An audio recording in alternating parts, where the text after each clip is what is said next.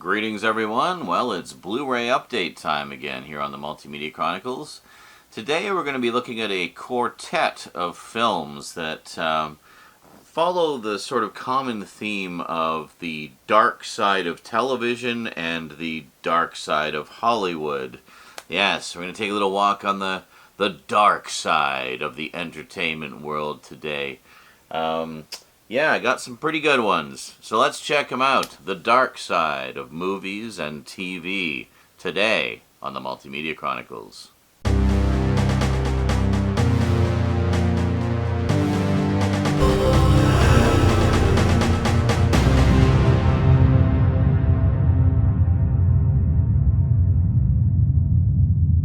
Welcome back.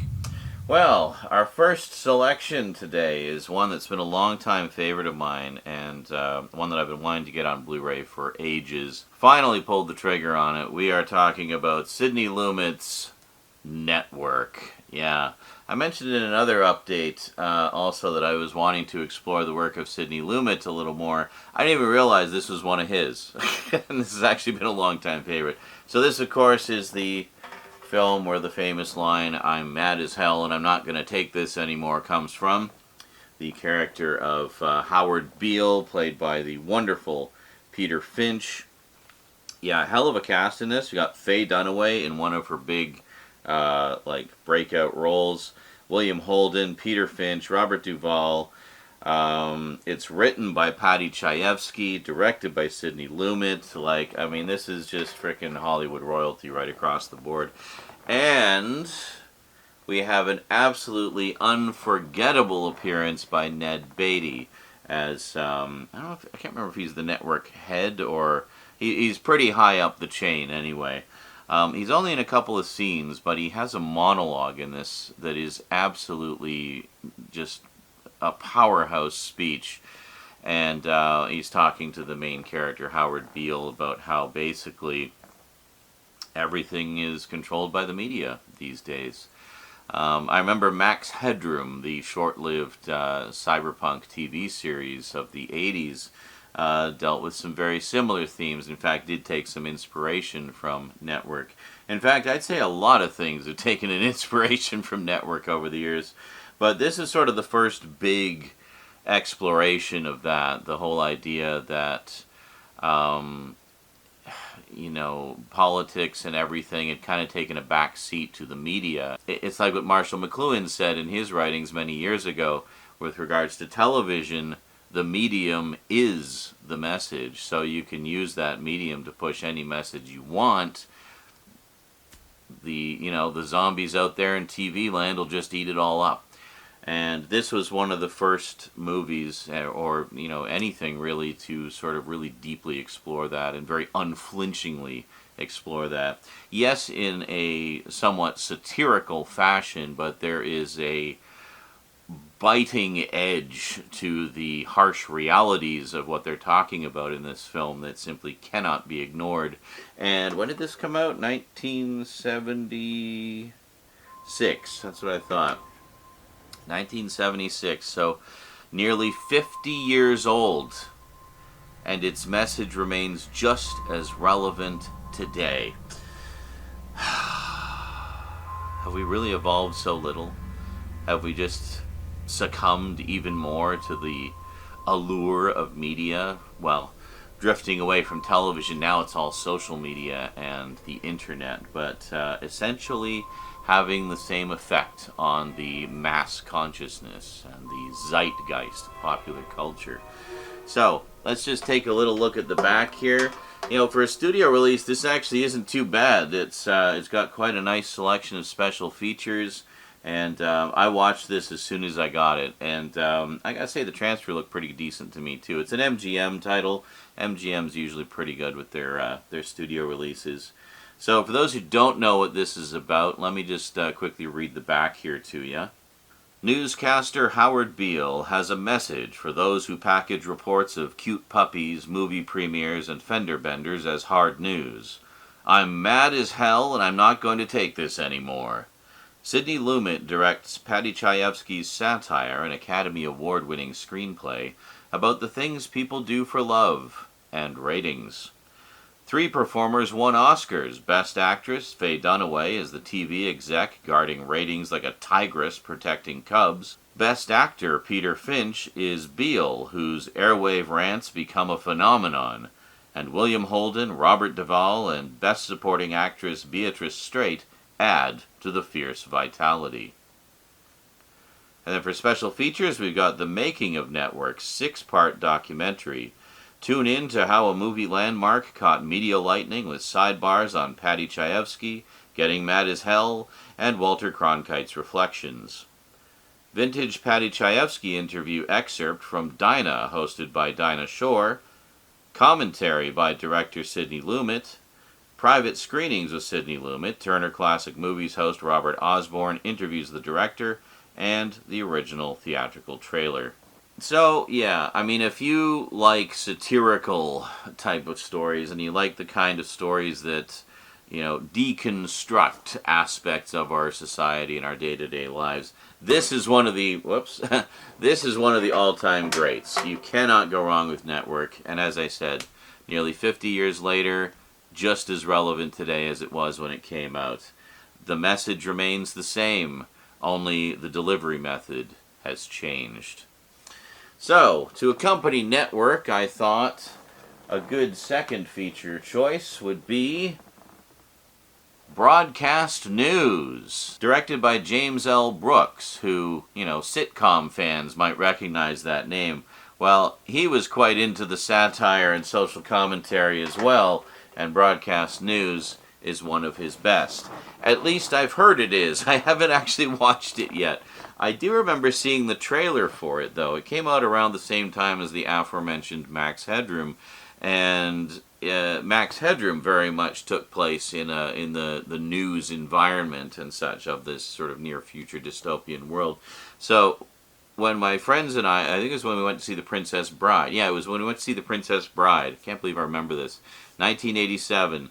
And the trailer for Broadcast News came out, and it was just a bunch of people frantically running around a newsroom and television monitors and computers all over the place. The first thing we thought was that it was a Max Headroom movie, and I was so excited. And then I realized, oh no, it's not. It's just about the actual real news, but or world of bringing the news to the people. But I've heard nothing but good things about this, and when I saw that Criterion had put it out, I was like, yeah, I'm buying a bunch of Criterion titles at that time. So I thought, why not? Let's check it out, and we'll see what all the hubbub is about. And it seemed like a pretty good companion piece to Network, because I think it covers a lot of the same ground. So if we take a look on the back there, as with most Criterion releases, quite a robust selection of extras. And I'll just read the back to you here so you know what it's all about. Broadcast News. Since the 1970s, the name James L. Brooks has been synonymous with intelligent television comedy. His shows are insightful about work and love and always plugged into the zeitgeist. He's also a master storyteller of the big screen, and none of his films is more quintessentially Brooks than Broadcast News. This caustic look inside the Washington news media stars Holly Hunter in her breakout role as a feisty television producer torn between an ambitious yet dim anchorman, played by William Hurt, and her closest confidant, a cynical veteran reporter, played by Albert Brooks. Brooks' witty, gently prophetic film is a captivating transmission from an era in which ideas on relationships and the media were rapidly changing. Yeah, I do recall around that time there was a lot of talk and criticism about television and media and just how much we were giving over to it in terms of the control of our daily lives. Max Headroom, I keep talking about this, but Max Headroom kind of extrapolates that into a dystopian future where the media and in fact the networks control everything. Now, again, while that was quite prophetic in terms of the mechanics of that society, the media has changed. Computers hadn't really exploded yet. The internet certainly didn't exist. So there's no way they could have predicted that. I mean, essentially, most cautionary science fiction like that just kind of takes our current society and extrapolates it into the future a little bit. And that's basically what Max Headroom did. But, I mean, this came out the same year that Max Headroom was on television, so there was a lot of rhetoric and a lot of entertainment about, you know, and cautionary tales about the potential evils and dark side of the entertainment that we were consuming every day. So, well, this is almost 40 years old, and has anything changed? You know, not really. It's still the same. In fact, I'd say it's just gotten worse. It'd be really nice if the world would stop looking at dystopian sci-fi and social satire and commentary about the evils of, you know, the corporate world and the media, and using those things as guidebooks rather than as the cautionary tales they are intended to be. Anyway, I'm going off on a tangent here. Let's take a look at the extras on the broadcast news set, shall we? Director-approved Blu-ray Special Edition features. New restored high-definition digital transfer supervised and approved by director James L. Brooks and editor Richard Marks, with DTS HD master audio soundtrack. New audio commentary featuring Brooks and Marks. James L. Brooks, A Singular Voice, a new documentary on Brooks' career in television and film, featuring actresses Mary Lou Henner and Julie Kavner, among other collaborators. Alternate ending and deleted scenes with commentary by Brooks. New video interview with veteran CBS News producer Susan Zirinsky, one of the models for actress Holly Hunter's character and an associate producer on the film. And a featurette including on-set footage and interviews with Brooks, Hunter, and actor Albert Brooks. And the original theatrical trailer. And finally, we have a booklet featuring an essay by film critic Carrie Rickey. So, yeah, we just crack it open here. We'll take a little peek. So, this is one of those ones that has the director's autograph on the on a sticker on the shrink wrap. So, I don't know. I'm not going to focus on it, but you get the idea. It's just, I'm just going to set that aside here. I always keep those because, you know, it's the director's autograph. I mean, it's just a sticker of it, but I mean, still. So, you can just get a quick peek at the. I'm not going to zoom in on all this, but. There we go. Oh. And, oh look, it's Max Headroom. No, it's so it's basically a look inside the control room. And there we go. Very cool. And then the booklet. Yeah, we've got a very nice booklet here. Color bars on the back, which I guess would go like that. They go like that. Was it black on the bottom? It's been a while since I've looked at color bars. Yeah, I think it's the black and white on the bottom. So you'd have all the different colors, and then the black and gray for like luminance values, basically. So there we go. It's very nice. So you got the full chapter listing there, and hey, there's Albert Brooks. I just picked up his debut film. Albert Brooks is also a director. You guys probably might remember him from Finding Nemo, where he played the voice of Marlin, Nemo's dad. But he's done a lot more than Disney cartoons. And William Hurt, always wonderful. Love William Hurt. Loved him in Altered States and the Dune miniseries from the early 2000s. He played Duke Leto. Duke Leto Atreides. So, here we go. And Holly Hunter is always fantastic. I've always really liked her a lot. So, anyway, great cast, great addition. Looking forward to finally seeing the movie after nearly 40 years. And confirming that it is not, in fact, Max Headroom the movie. So, I guess if you want to see the inside of Network, yeah, not much to look at. Just an eco case with the disc, not even any disc art. Still mad as hell, yeah. I would be shocked if we don't get some kind of 50th anniversary edition of this in 2026. So keep an eye out for that. I'm sure if MGM doesn't do it themselves, a boutique label will. And hey, if that's not on the cards, boutique labels. 50th anniversary edition of Network, please. Thanks. If you can get on that, that'd be great. Feel free to send a review copy my way. Hint, hint. Alright, next up. This is one that I'd heard of, but didn't really know much about. Put out by Kino Lorber, we have The Kid Stays in the Picture. And when I read the description of this, I was just like, well, that sounds just incredible. I have to see this. It just sounds really fascinating to me. Yeah, I mean, it's kind of like biographical. I'll read the back to you in a second, but anyway, just take a quick peek at the front cover there.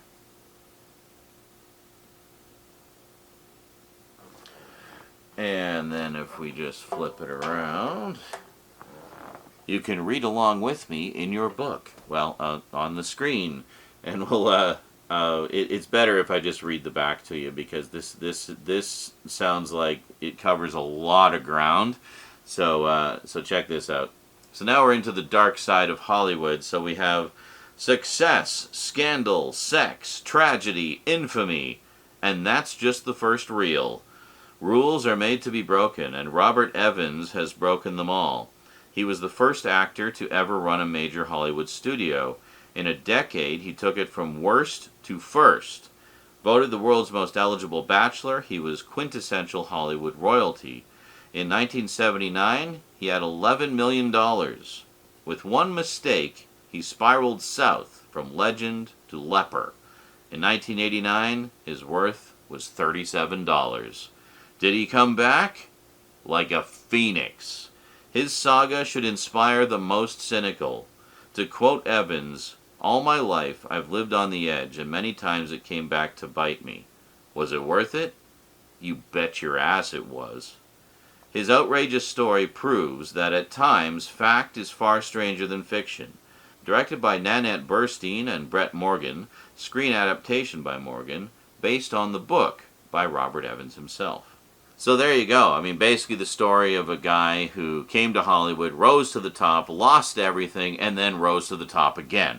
So it's kind of like, almost sounds like a Rocky story, but about a movie producer. So yeah, that sounded like just an absolute blast to me. So I don't really know much about this guy, but it sounded really interesting. So and I love movies about, you know, Hollywood stories, essentially. Movies about the making of movies. Movies about movies, basically.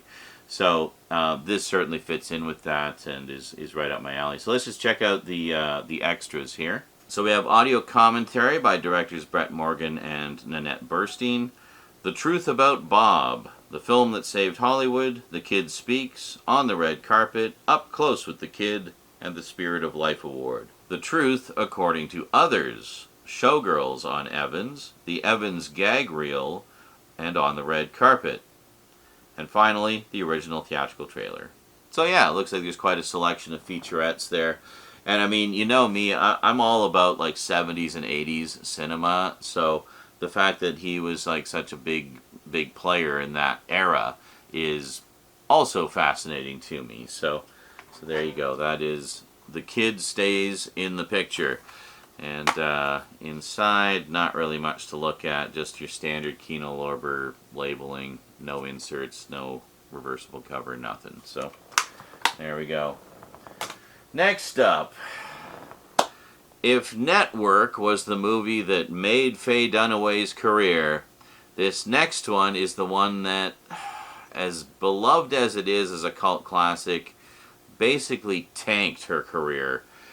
And it's such a shame, because it feels like the peak of her career was so short-lived, and she is such an amazing actress.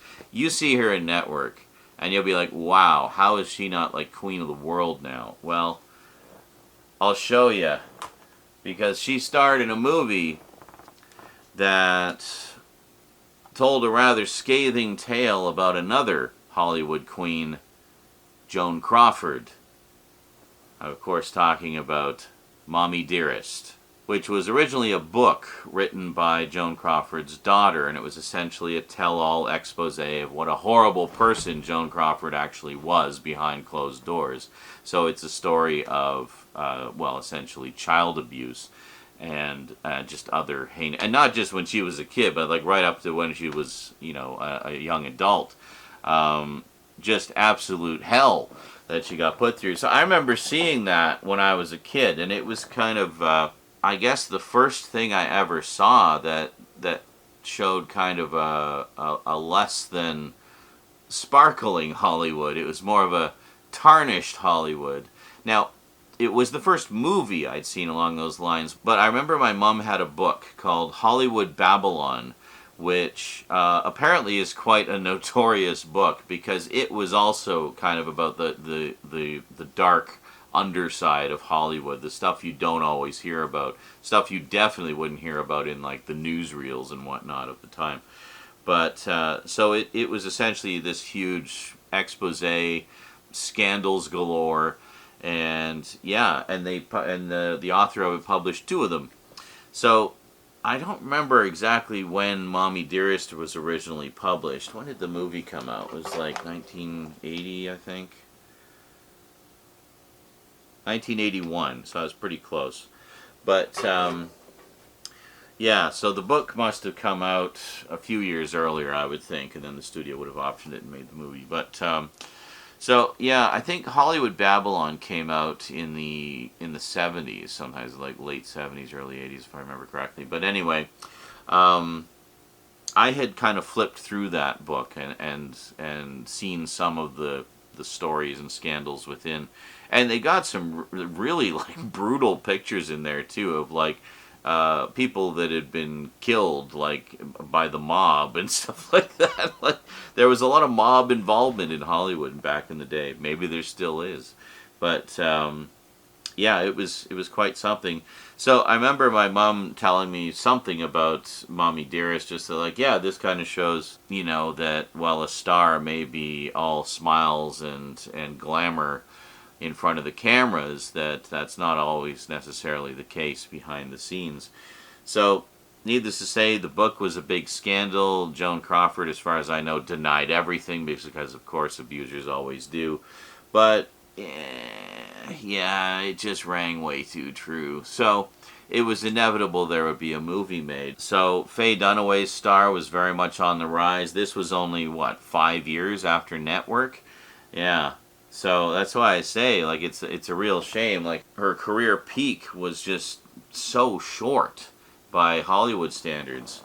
But because after this came out, well, I'll get to that in a moment. So essentially, she played it very accurately to how Joan Crawford was portrayed in the book. And I think the intention was to show how horrible those kinds of abusive situations can be. And as I say, you really don't know what goes on behind closed doors when the camera flashes aren't going off, you know? So the intent was there to portray everything seriously and take the subject matter seriously. The thing is, Joan Crawford was such a larger-than-life personality to begin with. Very grandiose, very over-the-top, very much Hollywood royalty.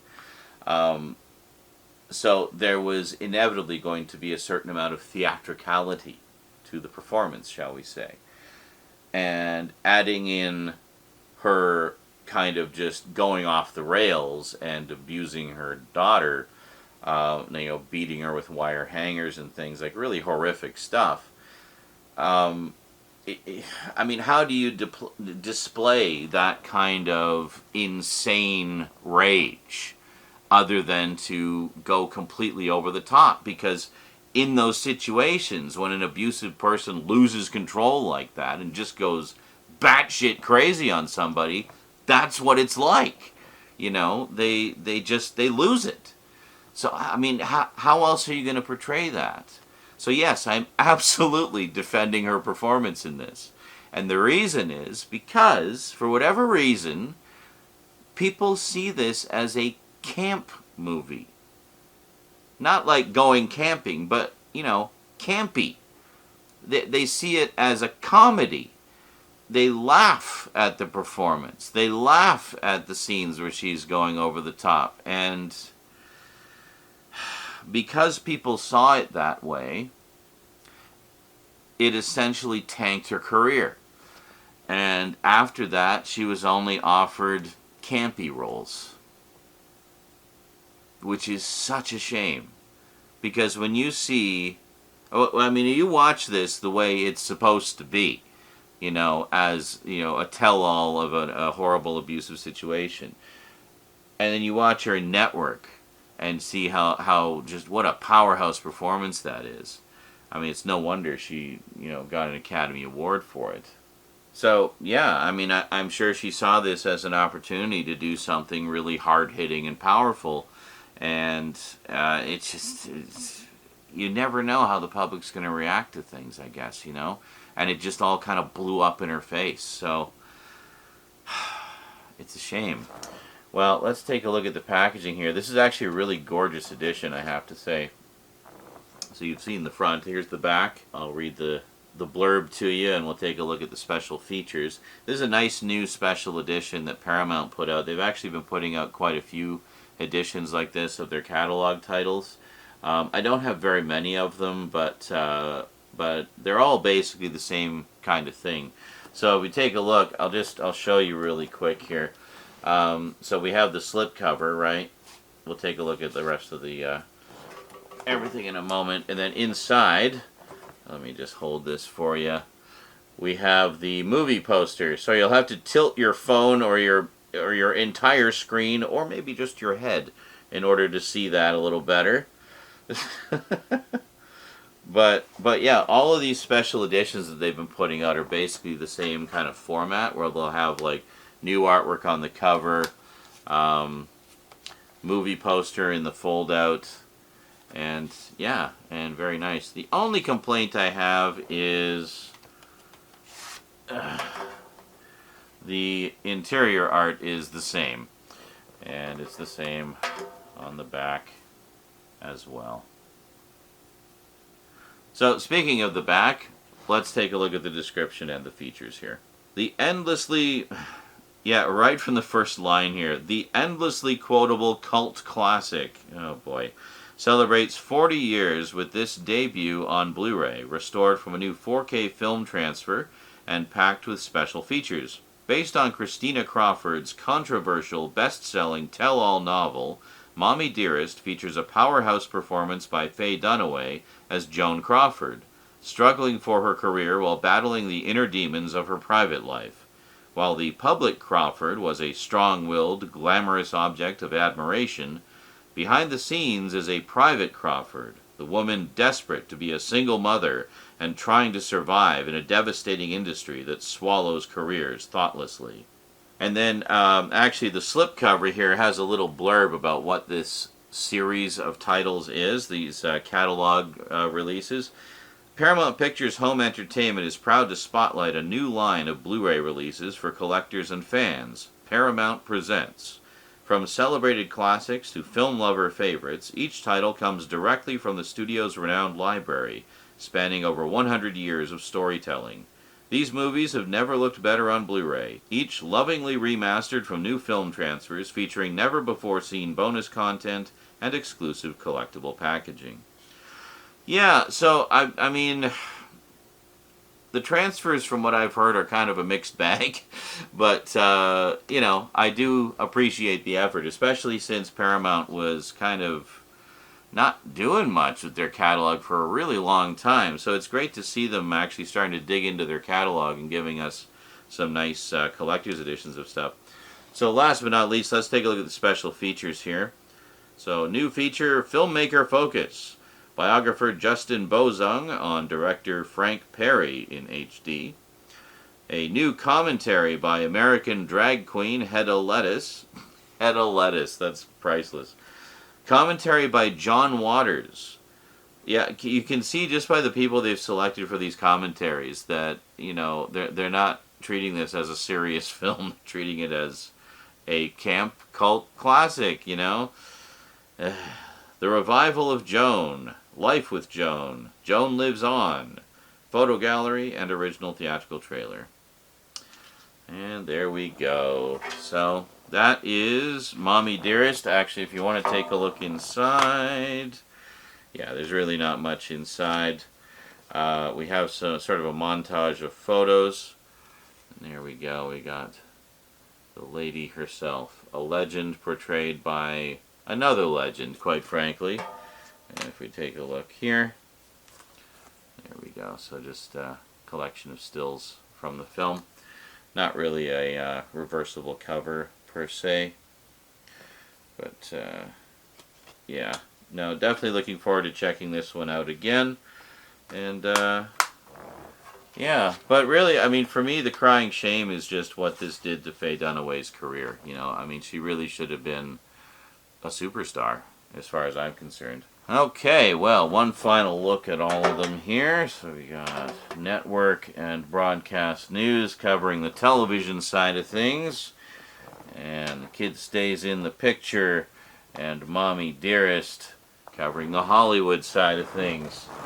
Yeah, so not a bad mix there. Definitely going to enjoy checking out these two, which I've never seen before. Revisiting this one, which I haven't seen in probably 40 years.